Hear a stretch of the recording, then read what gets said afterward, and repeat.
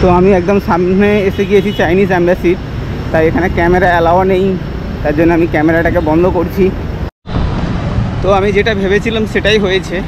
Actually এইখানে হচ্ছে এটা জেনারেল কনসুলেট চাইনিজ অ্যাম্বাসির, এখানে ভিসা প্রসেসিং হয় না।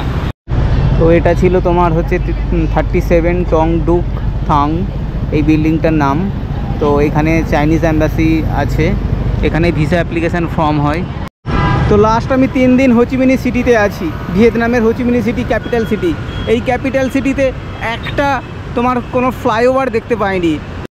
যবে থেকে আমি হোচিমিনি সিটিতে এসেছি তবে থেকে এই যে রাস্তাটা আমি হাঁটছি এটাতে না হলেও মোটামুটি পার ডে একবার করে বা দুবার করে এদিক দিয়ে যাতায়াত হয়, কারণ মেন এমন একটা রাস্তা, সব এই সাইড দিয়েই যত অ্যাম্বাসি বলো যত তোমার বলো সব এই দিকেই থাকে।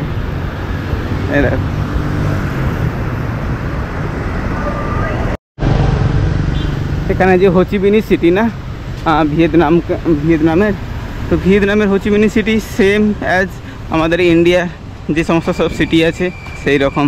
তুমি দেখতে পাচ্ছ রাস্তার ওপরে সব বাইক রাখা, রাস্তার ওপরেই সব দোকান, রেস্টুরেন্ট, যেসে লোক বসে।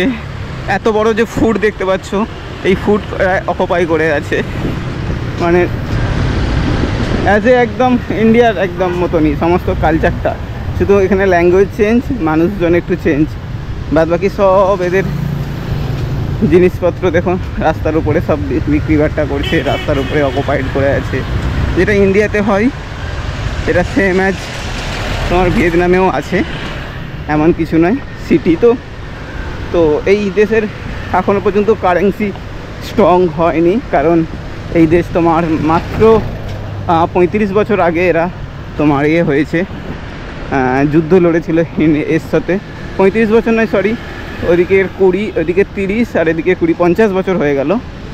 তো 50 বছর আগে যুদ্ধ লড়েছিল এর সাথে, প্রায় 20 বছর যুদ্ধ লড়েছিল ইউএস আর্মি, আমেরিকান আর্মির সাথে। তো তার জন্য এই দেশ অনেক পিছিয়ে গিয়েছে, ঠিক আছে। তবে এখন ধীরে ধীরে অনেক উন্নত হয়েছে ভিয়েতনাম, এদের ইনফ্রাস্ট্রাকচার, মানুষদের লেখাপড়া। তবে এরা ইংরেজি একদম জানে না, বলতে গেলে 100-এর মধ্যে 90% লোক ইংরেজি জানে না। যারা অ্যাট প্রেজেন্ট এখন স্কুলে যাচ্ছে তো তারা একটু আধটু ইংলিশটা জানে, বাদ বাকি ইংলিশের দিকে খুবই এদের দুর্বল। চলো আগে এগিয়ে যাই, সামনেই তোমার হচ্ছে চাইনিজ অ্যাম্বাসি আছে, দেখি কি বলে ওরা আজকে চাইনিজ অ্যাম্বাসিতে।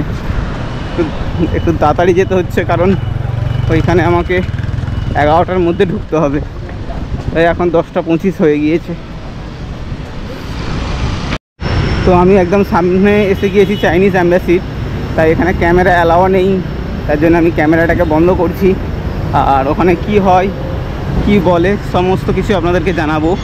আমি অ্যাপ্লাই করতে এসেছি চাইনিজ ভিসা ভিয়েতনাম অ্যাম্বাসিতে। ভিয়েতনামে যে অ্যাম্বাসি আছে এটা হোচিমিনি অ্যাম্বাসিতে, চাইনিজ কনসালটেন্সিতে।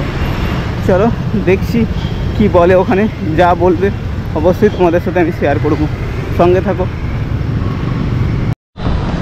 তো আমি যেটা ভেবেছিলাম সেটাই হয়েছে। অ্যাকচুয়ালি এইখানে হচ্ছে এটা জেনারেল কনসুলেট চাইনিজ অ্যাম্বাসির, এখানে ভিসা প্রসেসিং হয় না, ভিসা প্রসেসিং হয় অন্য একটা অ্যাড্রেসে, বাট ওই অ্যাড্রেস গুগলে শো করছে না। আমি এখানে এসে দারোয়ান যে আছে গার্ড, তাকে জিজ্ঞেস করলাম, বলছে এখানে ভিসা হয় না, তোমাকে অন্য অ্যাড্রেস দিয়ে দিচ্ছি, ওখানে চলে যাও। এটা আবার মিনিমাম 1 থেকে 1.5 কিলোমিটার হাঁটতে হচ্ছে আমাকে। এই সোজা গিয়ে আবার লেফট সাইড নিতে হবে আগে গিয়ে, এক বড় সমস্যা হয়ে গিয়েছে। আমি ভাবলাম 11টার মধ্যে পৌঁছে যাবো, নাহলে 11টার সময় ওটা বন্ধ করে দিবে, কোনো কথাই বলবে না। তো দেখছি ওটা আবার 10 মিনিটের মধ্যে পৌঁছে যদি যেতে পারি আই থিঙ্ক হয়ে যাবে, নাইলে আজকের দিনটাই বরবাদ হয়ে যাবে। চলো। তো এটা ছিল তোমার হচ্ছে 37 টং ডুক থাং এই বিল্ডিংটার নাম। তো এখানে চাইনিজ অ্যাম্বাসি আছে, এখানে ভিসা অ্যাপ্লিকেশান ফর্ম হয়, ঠিক আছে। তো যেখান থেকে ভিসা তোমার হচ্ছে জেনারেল কনসুলেট, ওখান থেকে প্রায় 3 কিলোমিটার দূরে।